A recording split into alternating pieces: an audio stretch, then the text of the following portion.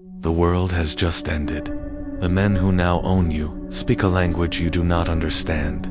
Their laughter is harsh, like the barking of dogs.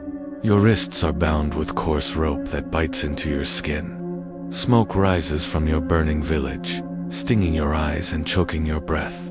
That smoke is the funeral pyre of the only life you ever knew. You are no longer a daughter, no longer a sister, no longer a person. You are now property, a commodity to be traded, used, and sold. And your journey into the heart of a terrifying new reality has just begun. The dark engine of the Viking Age. We like to remember the Viking Age, spanning from the late 8th to the mid-11th centuries, as a time of fearless warriors, daring voyages, and legendary sagas. Popular imagination shows us explorers reaching Iceland, Greenland, even North America. We imagine the glory of dragon-prowed longships cutting across stormy seas. We picture horned helmets, though they never wore them. But behind the heroic tales and romantic imagery lies a truth, rarely told. The Viking world was built on human bondage. For centuries, the Norse economy was powered not just by silver and trade, but by a vast and brutal system of slavery. And this was not a side effect of raiding. Often, it was the very purpose. Raiding as business. The raid, in popular culture, looks like chaos. Drunken warriors storming villages with axes raised. But in reality, it was cold calculation. Raiding parties were business ventures. A chieftain or group of fellow partners would pool resources to build and outfit a ship. Timber had to be felled, rivets forged, sails woven, tar prepared, provisions stocked. It was costly, and like any investors, they expected profit. What was the best profit? Portable, valuable, and endlessly renewable. Human cargo. The Viking longship was the perfect machine for this trade. With shallow drafts, ships like the Snekja and Skeid could travel across the open sea and slip silently up. They could bypass coastal defenses and strike far inland. A community living 100 miles from the coast could awaken to find longships on their riverbank. Escape routes cut off. Surprise was everything. Villages, monasteries, small towns, these were soft targets. In 806, the island monastery of Iona was attacked, 68 monks slaughtered. The raid was not just about chalices and vestments. Monks, villagers, and women sheltering in the monastery were dragged to the ships as slaves. The Irish Annals of Ulster record it in chilling simplicity. In 821, Vikings raided County Wexford and carried off a great host of women into captivity. The phrase appears again and again, a great host of women. Not an anomaly, not an accident. It was the business model. The transformation into property once captured, a woman's identity was erased. She became a rill, a thrall, the Old Norse word for slave in Viking law. Thralls were classified with cattle, described in the neuter gender, counted as a word that meant both livestock and wealth. A thrall was not a human being in the eyes of the law. She was property. She had no rights. Her testimony in court was worthless. She could not own land, could not marry, could not protect her children. If her master beat her, raped her, or even killed her, no law forbade it. The protections offered to free women, complex systems of fines for dishonor or injury, did not apply. For a thrall, there was nothing. The journey to market, the march to the ships, was the first stage of this new hell. Captives were bound, beaten forward, driven like cattle. Then came the voyage itself. Weeks crammed in an open ship, soaked by icy waves, exposed to storms, fed little, given less water. Disease spread quickly. Many died before reaching port. Those who survived were taken to markets. The true beating heart of the Viking slave system, Dublin, or Dyflin, as the Norse called it, was among the largest slave markets in Western Europe. From the 9th century onward, it became infamous as a hub where captives from Ireland and Britain were gathered, sorted, and sold. Some women stayed in Ireland, sold to Norse settlers. Others were shipped back to Scandinavia. Many were trafficked further to Iceland, the Faroe Islands, even as far as Russia. For Dublin was only one node in a vast web. Markets in Hiddeby on the German-Danish border and Birka in Sweden connected west to east, along the great rivers of modern Russia and Ukraine. Norse traders known as the Rus carried thousands of captives, Slavic men, women, and children, south to the Black Sea, to Byzantium, and to the markets of Baghdad. The global trade, the scale of this commerce, is staggering. The Persian geographer Ibn Rusta, writing in the 10th century, describes the Rus bluntly. They raid the Slavs, they take them prisoner, and they sell them in Khazaria and Bulgar. Captives taken from an English coast might be shipped to Dublin, resold to another trader, carried to Birka, then forced south down the Dnieper or Volga rivers. Their final sale might be in Constantinople or Baghdad, exchanged for Arab silver and silk. The evidence is physical. In Sweden, particularly on Gotland, archaeologists have unearthed tens of thousands of Islamic silver coins. These hoards are silent proof of the massive trade between Scandinavia and the Abbasid Caliphate. And what was the North exporting? Not furs, not timber, not iron, above all, people. At the markets were brutal theaters of humiliation. Captives were stripped, prodded, examined like livestock. The Arab diplomat, Ahmad ibn Fadlan, who encountered Rus traders in 922 along the Volga, recorded what he saw. He described slave girls being lined up for sale. A trader, he wrote, would openly have intercourse with a girl, while others watched, not for pleasure, but as demonstration. Proof of ownership, proof of fertility, proof that the product was sound. It was a public act, performed in the cold light of day. The girl's humanity was erased, her body reduced to advertisement. The life of a thrall once sold, most women were condemned to relentless labor. They rose before dawn, ground grain into flour until their backs ached and their teeth cracked. They hauled water, tended fires, brewed ale, washed clothes in icy rivers. Textile work was especially punishing. A thrall might spend her life shearing sheep, cleaning wool, spinning yarn, weaving coarse cloth. This fabric VAML was essential to the Norse economy, used for sales, clothing, even as currency. The entire industry rested on the hands of enslaved women. The Old Norse poem Argiesula describes thralls with gnarled knuckles and bent backs. Archaeology confirms it. Skeletal remains of presumed thralls show signs of malnutrition, stunted growth, and extreme physical wear. They lived and died in toil, sexual exploitation. But for countless women, their exploitation went beyond labor. A female thrall's body belonged to her master.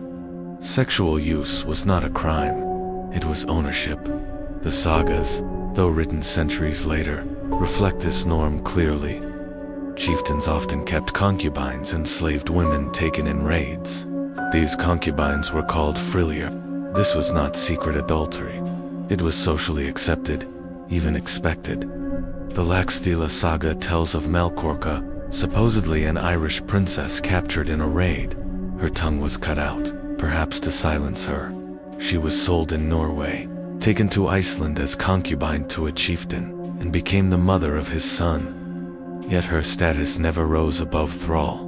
Children born to concubines were known as friluborn. Their futures were uncertain. The father might acknowledge and free them, or he might not, leaving his own blood to live as slaves. This practice left lasting marks. Modern genetic studies in Iceland show that while the majority of male settlers' DNA was Norse, the majority of female ancestry came from the British Isles. Over 62% of Icelandic maternal lines trace back to Gaelic women. These were not voluntary migrations. They were the stolen mothers of a new nation. Their DNA remained silent, testimony of bondage. Other fates for a very few high-born women. Ransom was possible. A princess, noblewoman, or abbess might be kept alive for negotiation, but her life was still in the hands of the men who destroyed her world, and for some, the end was worse. Human sacrifice was part of Norse ritual, and thralls were sometimes. Again, Ibn Fadlan provides the most chilling account. In 922, he witnessed the funeral of a Rus chieftain. A female slave was selected to die with him. Over 10 days, she was dressed, intoxicated, and ritually raped by his warriors. On the final day, she was strangled and stabbed by the Angel of Death, an old woman executioner, and laid beside her master on the burning ship. Her cries, Ibn Fadlan wrote, were drowned out by the warriors' shields, so the other slaves would not resist when their turn came. Archaeology supports this. Graves in Scandinavia contain secondary burials of slaves sacrificed to accompany their masters. In Oseberg, 2 women were buried in a ship, one noble, the other likely her thrall. The normalization of slavery, perhaps the most chilling truth, is how normal this was. Owning thralls was a mark of wealth and prestige. The sagas do not condemn it. They describe it as ordinary manumission. The freeing of a slave did exist, but it was rare. Sometimes a faithful thrall might be freed in a master's will, as recorded on runas, but for most, slavery was lifelong and inherited by their children. Decline and transformation, the system endured for centuries. Only with the gradual Christianization of Scandinavia in the 10th and 11th centuries did it begin to weaken. The church discouraged enslaving fellow Christians, which merely redirected the trade toward pagan Slavs and Balts. Eventually, Viking Age slavery transformed into medieval but for generations, it remained the engine of Norse wealth and expansion. The real legacy when we picture the Viking Age, we see shipbuilders, warriors, poets, but we must also see the enslaved women who wove the sails, who raised the warriors' children, who lived and died in silence. We admire the sagas, but we must read between their lines and hear the absence. The voices erased, the expansion to Iceland, Greenland, even Vinland in North America, all were financed by silver earned in human flesh. The Viking Age is not just a tale of exploration, it is a study in dehumanization. It shows how an entire society can turn people into property, how brutality can become normal, how a civilization's glory can be built on stolen lives. The romantic image of the free Viking warrior is a myth. The true story, written in law codes, annals, coins, bones, and even DNA, is that their freedom was purchased by the slavery of others, and among the countless forgotten were the women, dragged from their homes, stripped of their names, forced into labor, concubinage, and sacrifice. Their lives built the Viking world, but their stories were buried. This is their story, and it is the story we must remember. When the longship ground at last against the stony shore, the captives were herded out with spear butts, stumbling on weak legs that had forgotten the steadiness of earth. One man, too exhausted to rise, was beaten until his ribs snapped and was left for dead in the sand. A reminder that life in bondage began with the denial of humanity. Those who survived entered the world of the thrall, the Viking slave, a world as merciless as the sea they had crossed. To the Norse, the thrall was no more than property, stripped of kin, name, and future. Their value measured in fertility, endurance, or strength of limb, and their lives subject to the whim of a master who could punish, mutilate, or discard them without consequence.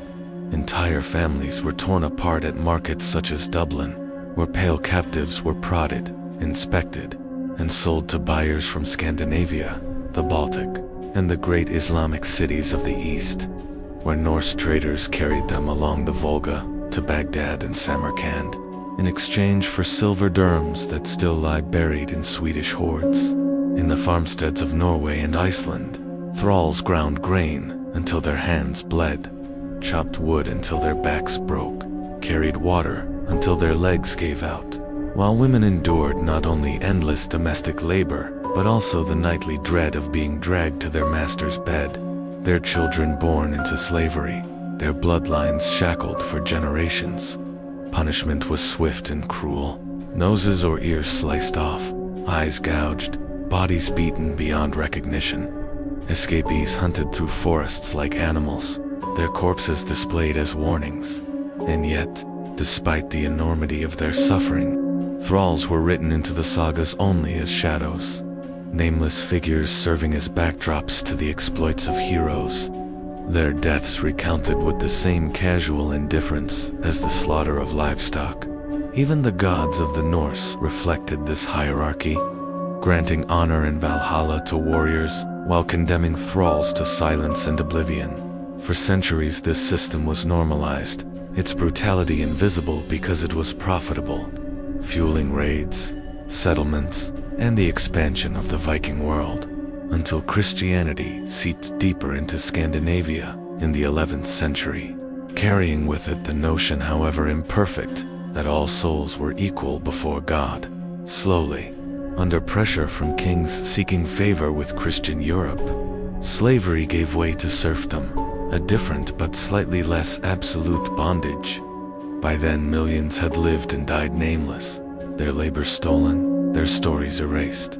Yet the legacy of this system remains hidden in plain sight, in the very word slave. Born from the Slavic peoples so often captured by Vikings, that their identity became a synonym for servitude, and in the wealth and power of the Norse world, built not only by warriors and merchants, but by the blood and silence of those who could not speak for themselves. Imagine the girl, torn from Ireland at 17, dragged onto a longship as smoke rose from her village, sold in a Dublin market, condemned to work and suffer on a Norwegian farm until her death. No saga remembered her, no stone bore her name, yet she, and the millions like her, were the true foundation of the Viking Age. To speak of Vikings without speaking of her is to tell only